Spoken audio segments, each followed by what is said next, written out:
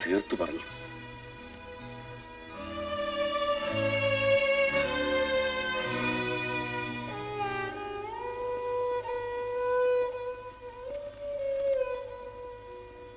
എന്റെ കല്യാണം അങ്ങേയറ്റം പൊടിപൊടിക്കണമെന്ന് വിചാരിച്ച ആളല്ലേ രവിചേട്ടൻ.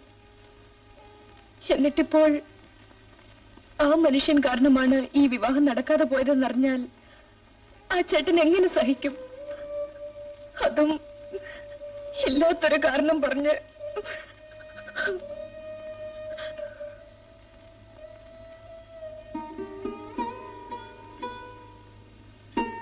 ഏട്ടൻ അതും ഇതും ആലോചിച്ച് വിഷമിക്കണ്ട.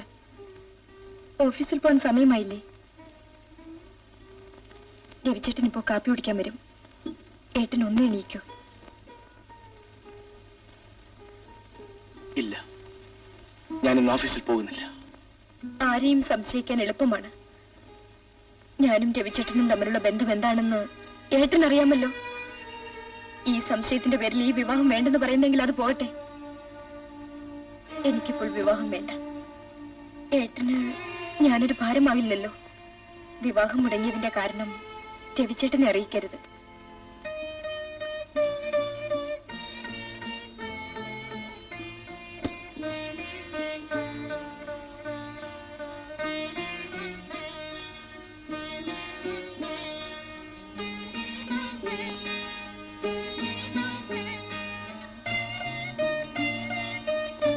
എല്ലാം ഞാൻ കേട്ടു.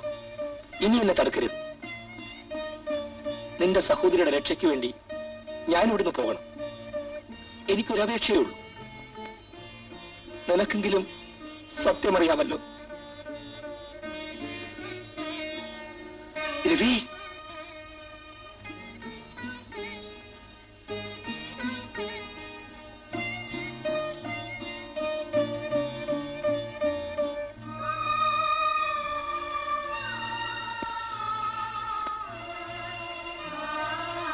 ലക്ഷ്മി, രക്ഷപ്പെടുകയാണല്ലേ? എങ്കിലും അത് നേരത്തെ ആകാമായിരുന്നു. ഞാൻ കാരണം ഇനി ഈ കുടുംബം വേദനിക്കരുത്. അതുകൊണ്ട് ഞാൻ ഇവിടെ പോകണം. ഇവിടെ നിന്ന് ഇറങ്ങിപ്പോയാൽ എന്റെ വിവാഹം നടക്കുമെന്ന് ചേട്ടൻ വിശ്വസിക്കുന്നുണ്ടോ?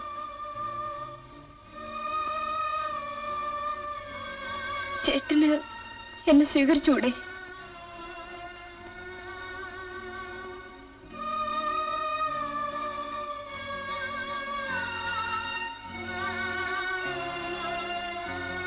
നീ നിശ്ചയിച്ച മുഹൂർത്തത്തിൽ നിന്റെ അനുജത്തെ ഞാൻ വിവാഹം കഴിക്കാം. നിനക്ക് സമ്മതമാണോ?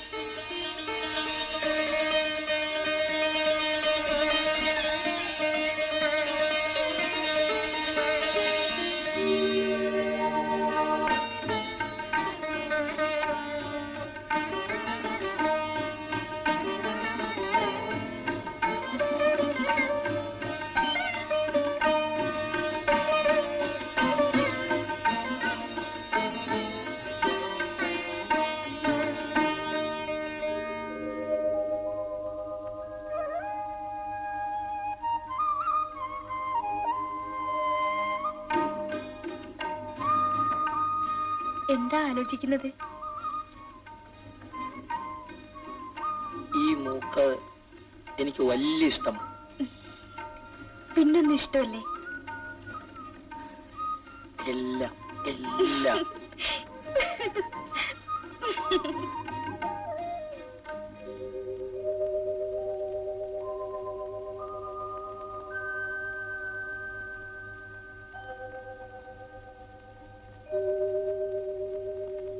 ചേട്ടാ, ചേട്ടാ,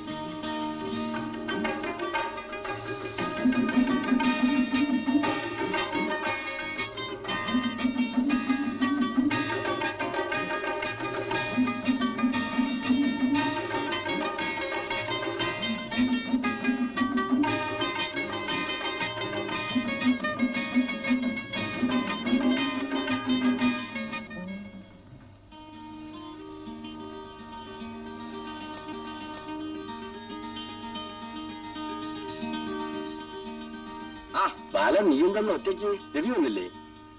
അവരെ ഒരു ഹണിമൂൺ ട്രിപ്പിന് അയച്ചു. 4-5 ദിവസം കഴിഞ്ഞേ വരും. അല്ല, കല്യാണം കഴിഞ്ഞപ്പോ ആളങ്ങ് മാറിപ്പോയല്ലോ.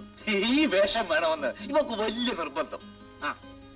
വരൂ ചേട്ടാ, നമുക്ക് പോകാം. ടാറ്റാ.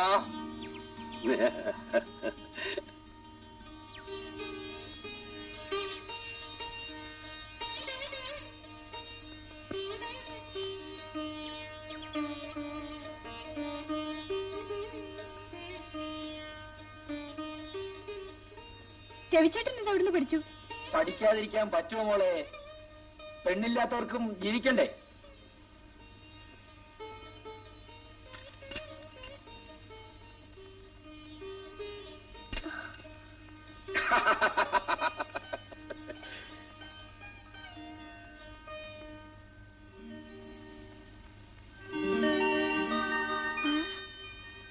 ദേവി,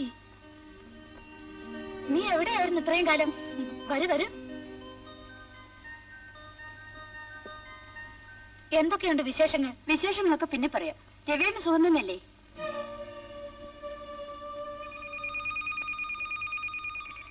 എന്താ നീ ഒന്നും മിണ്ടാത്തത്? സ്ഥലത്തില്ലേ? ട്രാൻസ്ഫോർമെന്റ് ആയോ? ഇല്ല, സംഭവിക്കാൻ പാടില്ലാത്തത് സംഭവിച്ചു. ദേവി വിഷമിക്കരുത്. രവിസാറിന്റെ വിവാഹം കഴിഞ്ഞു. എന്താ നീ പറയുന്നത്? ഇപ്പോ ബാലൻ സാറിന്റെ സഹോദരിയുടെ ഭർത്താവാണ് രവിസാർ.